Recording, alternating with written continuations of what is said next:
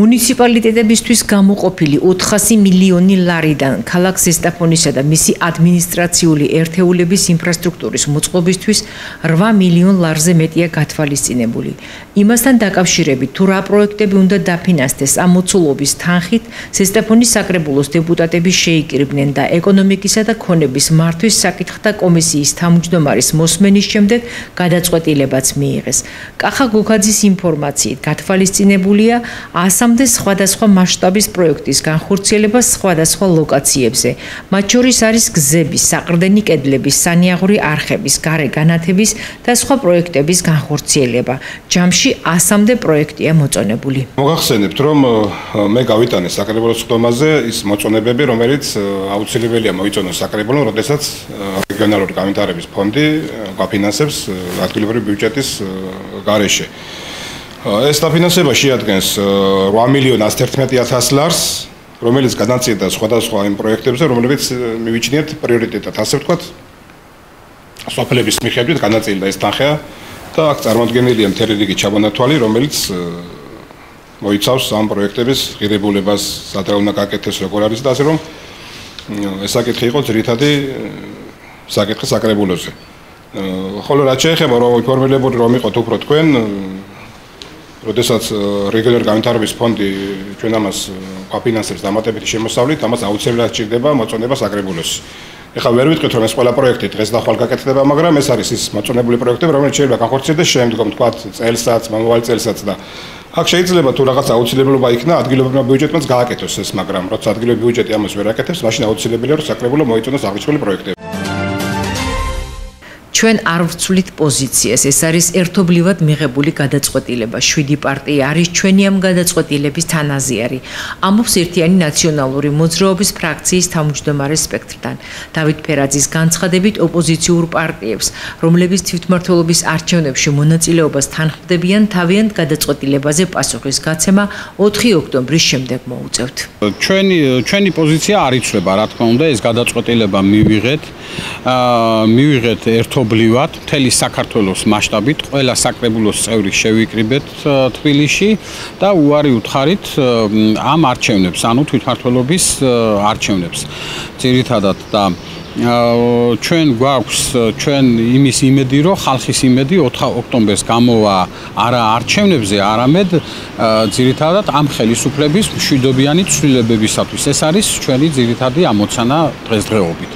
ანუ ჩვენ გადაწყვეტილად შეგვიძლია ერთიანი ნაციონალურმა მოძრაობამ თქვათ, რომ ამ არჩევნებში მონაწილეობას არ ვღებულობ. ყველას თავისი გადაწყვეტილება აქვს, ჩვენს გარდა ერთიანი ნაციონალური მოძრაობის გარდა კიდევ სხვა დანარჩენი 7 პარტია აცხადებს უარს და ამ ორმა პარტიამ მიიღო, ლელომ და თქვათ გახარიას პარტიამ მიიღო ეს გადაწყვეტილება და თავის გადაწყვეტილებაზე თვითონ აგებენ, რა თქმა უნდა, პასუხს. როგორც ცნობილია, 4 ოქტომბერი ოპოზიციაში წყალგამყოფ თარიღად რჩება. ერთიანობა, ნაციონალური მოძრაობა და კოალიცია ცვლილებებისთვის ადგილობრივი თვითმმართველობის არჩევნებში მონაწილეობაზე უარს ამბობენ. საპარლამენტო არჩევნებში ბარიერ გადალახულთაგან 2 გახარია საქართველოსთვის და ლელო საარჩევნო პროცესში ერთვებიან. 1 აგვისტოდან მოქალაქეებს ახალი ვიზუალის პირადობის მოწმობებისა და პასპორტების აღება შეეძლებათ. კერძოდ, მსგავს დოკუმენტებზე დიზაინის ცვლილების გადაწყვეტილება იუსტიციის სამინისტრომ 10 მარტს მიიღო. თავდაპირველად ცვლილება 4 ივნის იგეგმებოდა, თუმცა სამინისტროს გადაწყვეტილებით ესვა და 1 აგვისტომდე გახანგრძლივდა.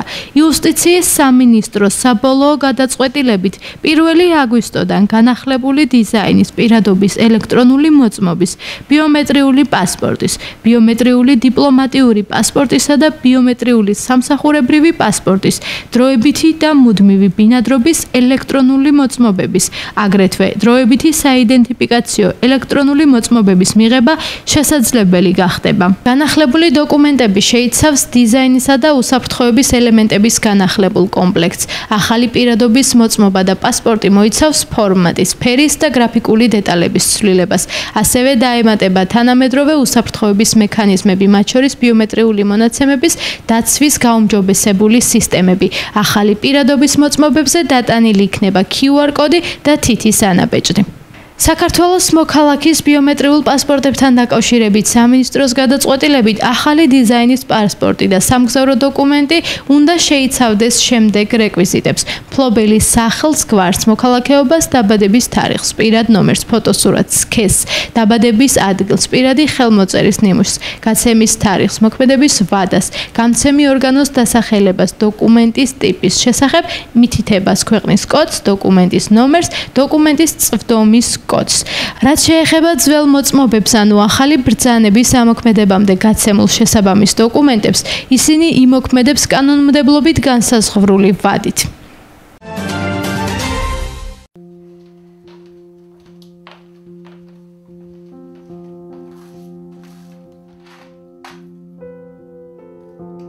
მე პატარაობიდანვე მქონდა ეს რანი გენებდედა ჩემი ქსოვდა, დეიდა ჩემი კარგავდა. აი ეს ნაქარგები ახლა რაც აქ არის ჩემს სახლში წარმოდგენილი, ყველაფერია ჩემ ბავშვობიდან დაწყებული საქმე. სწავლობდი ფრთაისში ერთ-ერთ კოლეჯში, თიხაზედაც კი სწავლობდი ხოლმე, თიხისგან სამკაულებს ვამზადებდით ხოლმე. და იქ შევისწავლე მე პროფესიონალურად აი ეს საქმეები რა, რასაც ეხლა ამ წუთას ვაკეთებ.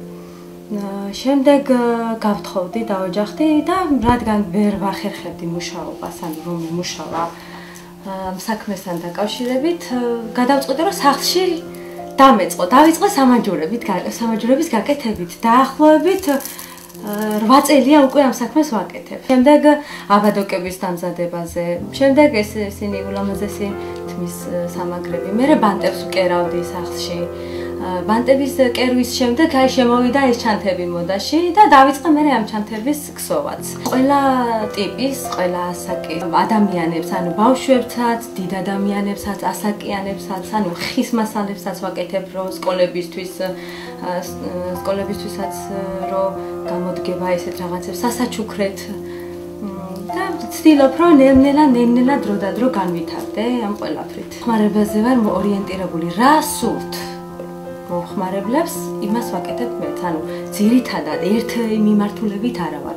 რასაც შემამთავაზებს მე მომხმარებელი, ვაკეთებ იმას. ანუ ერთი მიმართულება არა მაქვს. თავიდან კი იყო ეს ერთი მიმართულება, კარგავდი და მე ამ სამაჯურებს ვაკეთებდი, მაგრამ ნელ-ნელა განვითარებაში წამოვედი მომხმარებლებთან ერთად. ნივთის შექმნის დროს თუ შენ სიამოვნება არ გადაეცი ნივთს, ის ნივთი არასოდეს არ იქნება დახვეწილი და ლამაზი. თუ იმას სიყვარულით, სიხარულით ადამიანებისგან ვიღებ კიდე ბევრ სიახლეს, დამოკიდებულებას, აი იმ ადამიანების დამოკიდებულება მაძლევს კიდევ მეტ სტიმულს იმისა, რომ გავაკეთო. ანუ რომ გადავცემ ხოლმე შეკვეთებს და დავინახავ ეს სახეები აქვთ გაღიმებული და გაბრწყინებული, ჩემი ნივთებიც ბრწყინავს მათთან ერთად. ეს 3 წელი არის თითქმის დავდივარ გამოფენებზე, ანუ სადაც ხდება ეს ორგანიზებული გამოფენები, მეც მათთან ერთად ვიღებ მონაწილეობას და ამით ვარ ბედნიერი, ხალხთან ურთიერთობა არის ჩემთვის ყველაზე მნიშვნელოვანი, მათი აზრების გადმოცემა, გაზიარება არის ჩემთვის ყველაზე კარგი. მაგალითად ნივთებს რო ათვალიერებენ ხოლმე და რაღაცა ისეც გამოხატავენ ნივთის თვალიერების დროს, ვცდილობ რომ აი შემდეგში მეორე გამოფენის დროს ის სიახლე რაც გადმომცა გამოფენის დროს იმ მომხმარებელმა, ვცდილობ რომ ის გადავიტანო ჩემს ნივთებში და რავი, ვარ ყველა სახის და ყველა ასაკის მომხმარებას მორგებული.